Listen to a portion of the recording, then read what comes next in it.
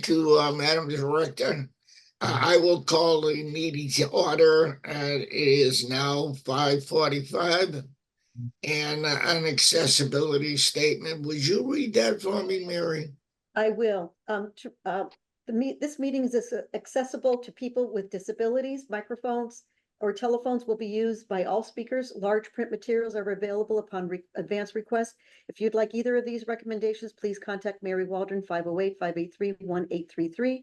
The notice of non-discrimination rights protections to beneficiaries with regards to federal Title VI non-discrimination protections and the state non-discrimination protections is posted in this meeting room and is available on the Old Colony Planning Council. Please contact Mary Waldron, 508-583-1833 for more information. Thank you.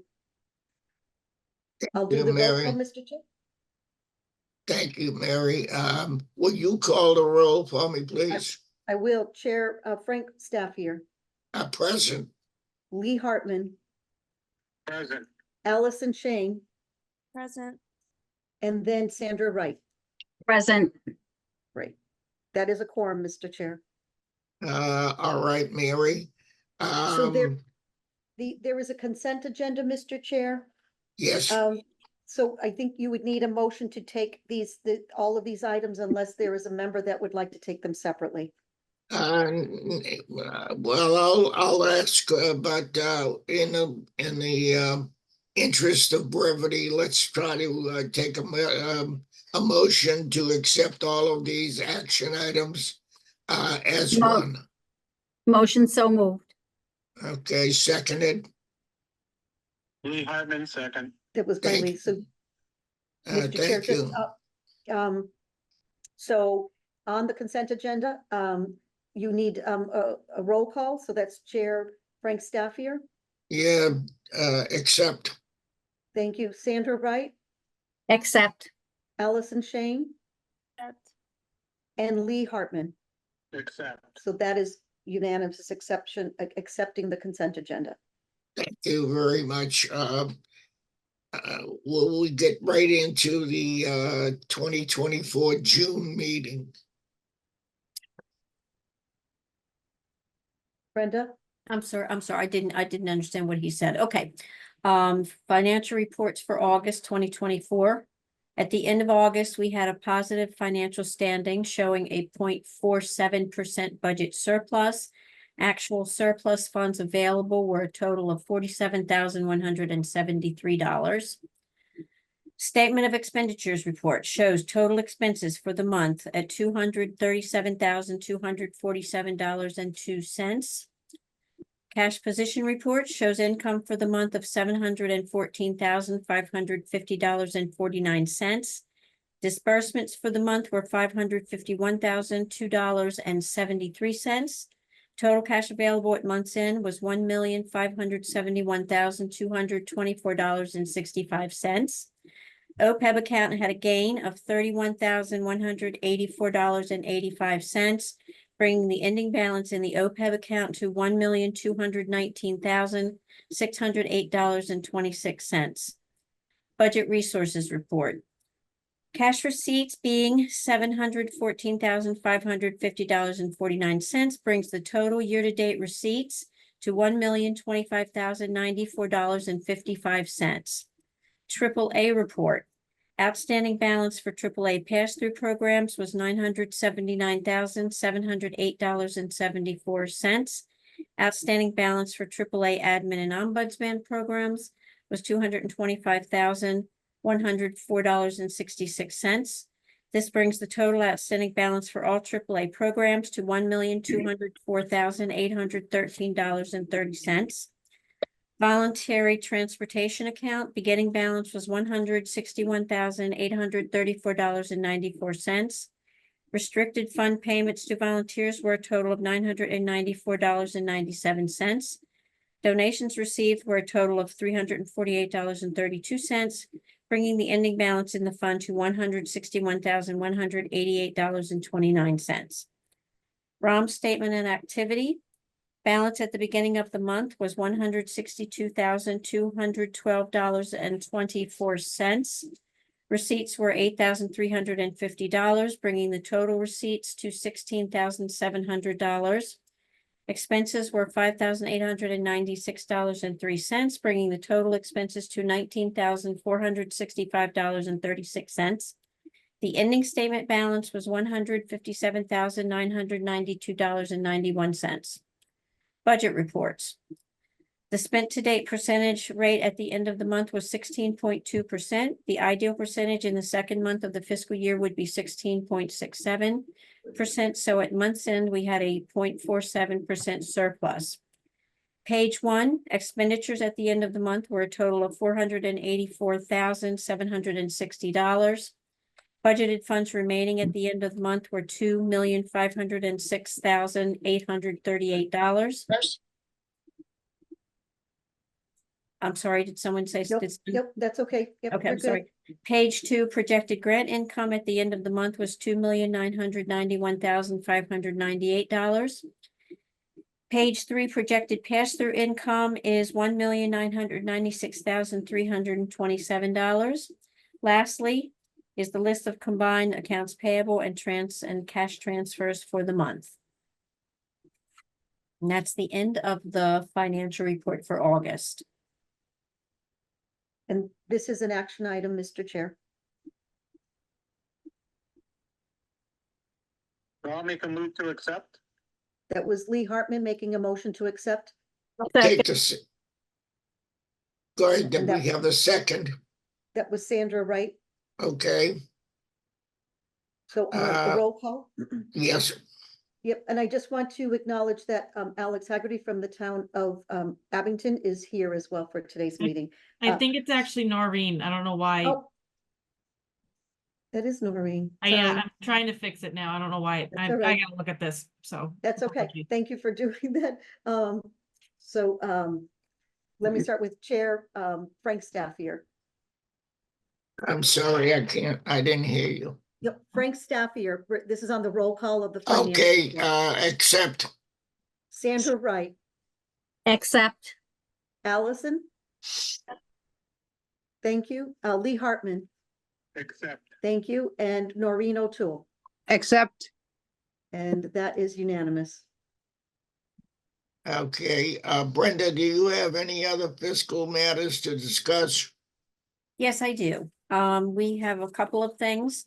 We had a GIC insurance issue. Our employee was inadvertently dropped from her GIC coverage in September for many reasons, leading to not having insurance coverage for a short period of time. Two things occurred which were problematic. First, she incurred some medical expenses during the time she believed she was covered. Second, we were taking her medical deduction out the whole time, also not realizing that her coverage had lapsed. Once we realized the errors, we immediately contacted GIC to try to have her reinstated. This was not possible as the enrollment period had passed. We made the decision that the right thing to do was to pay for her medical expenses during the lapsed time. We also refunded her deductions for the period that she was not actually covered. And thirdly, we are paying the percentage of the 75% employer portion of her premium for her outside insurance until our next open enrollment in the spring of 2025, at which time she will be re-enrolled. This premium that we're paying for her outside insurance is actually less than her GIC coverage would cost OCPC. Brenda, Yeah. thank you. If I could just interject just one further, the reason why I've asked that this be brought to the council finance meeting, we're not asking go before the council, doesn't need to, but from this experience, it was again, the employee moved, GIC was changing their ways of things. There were emails that were coming in that went into junk.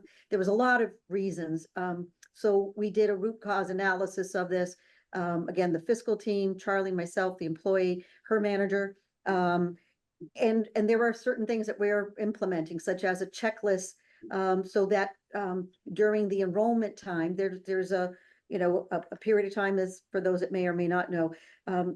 So we've instilled, first of all, it was triaged, worked with the employee who is valued. And then number two, we're going to be looking at financial policies and practices and moving forward, that I believe that we have a great system, great communication that came into play. And, you know, again, I want to underscore the value of this employee. So that's why, thank you, Brenda, for summarizing that. And I just realized, did I forget Noreen O'Toole in that last vote? I'm sorry. Nope, I Mm-mm. guess I didn't. Anyway. So thank you, Um, Brenda. Mary, did we take care of this and get it all straightened out? It is the employee, just for the sake of leaving the name of the employee out for right now, but yes, we are all, it was straightened out as soon as we could.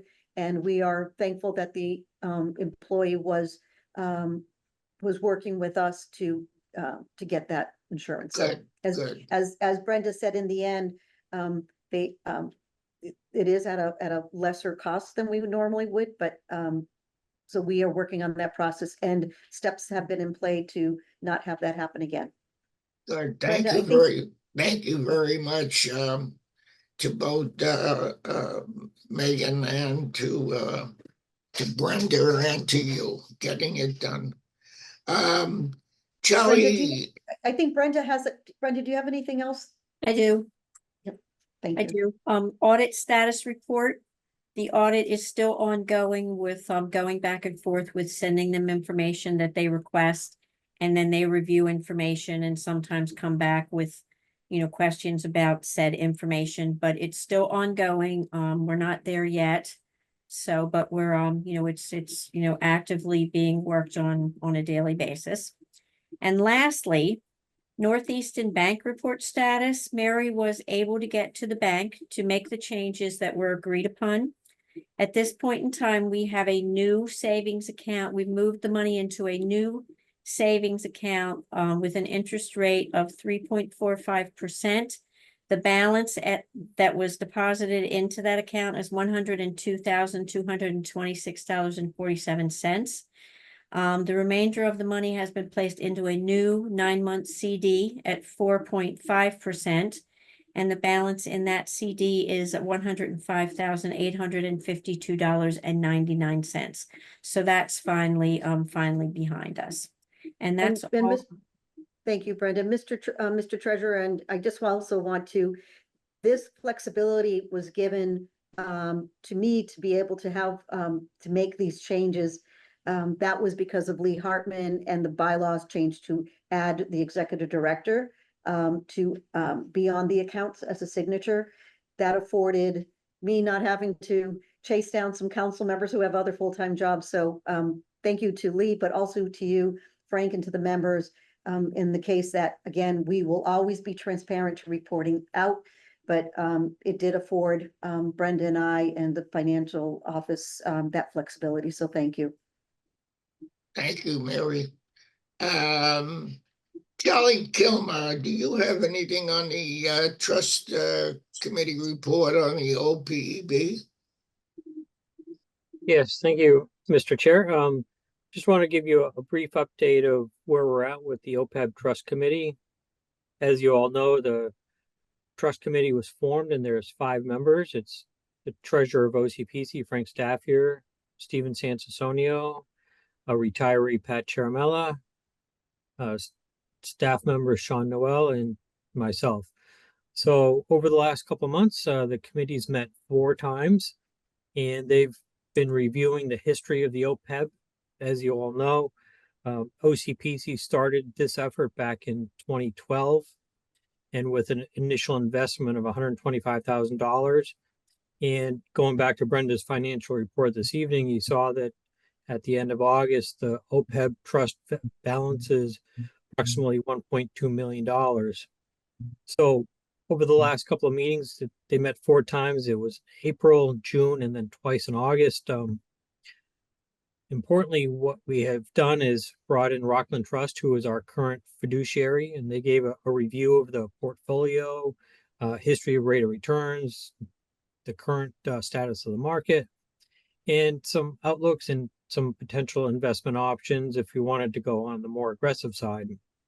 And then in August, we had Plymouth County OPEB Trust, along with PARS, which stands for the Public Agency Retirement Services, and their bank is U.S. Bank, in August to provide a similar type of presentation of who they are, what they do, who are their existing clients, and what are some of the investment options as well. So what the trust committee is doing is reviewing fiduciaries in terms of a couple of types of metrics, and that includes what type of service does the fiduciary provide, what are the costs and fees, what are the forecasted returns on investment, and then also one of the things is something that the trust committee has been mindful of is what type of regionalism could we take into account as we're doing this. We obviously want a local institution where Rockland Trust is obviously a Massachusetts bank, and Plymouth County OPEB Trust, that's Plymouth County, so part and parcel to that as well. So some of our next steps is to decide, should we stay with the current fiduciary or should we explore a partnership with the Plymouth County OPEB Trust? But this is something the committee's been thinking in depth about, and they certainly haven't reached any conclusions yet, but we're taking all information under advisement, and our next meeting is actually scheduled for October 16th at 5 o'clock. And I do note that these are open to the public if folks would like to attend, and we should have this posted on our OCPC calendar. But that's kind of where we've been. Our journey's not done yet. And thanks to Pat Charamella and the council going back in time to have the idea to start this. Mhm. We've made about just over 300,000 in returns on the account. So over that lifespan. So I think it's been a good idea and a good return so far. Thank you, Charlie. Does anybody have anything they would like to bring up before the committee? Well, seeing that, I want to thank everybody who attended tonight. Tell Mr. Hartman to pay the phone bill, will you? He's on. I got on. Well, look at who's here. Just in timely. Yeah. Well, I'll take a motion for adjournment in a second. I'll Lee? motion to adjourn, Lee Hartman. And I'll second, since I just arrived not that long ago. Okay. We are adjourned. Thank you again. Thank you. Uh, Thank you. Good night, Thank you, everyone. Thank Oh, and you. Sandy's on too. Thank you. Thank you, everybody. Good night, guys. Charlie, Bye-bye. it's so late. Thank See you tomorrow night. Yep. See you then. Good night.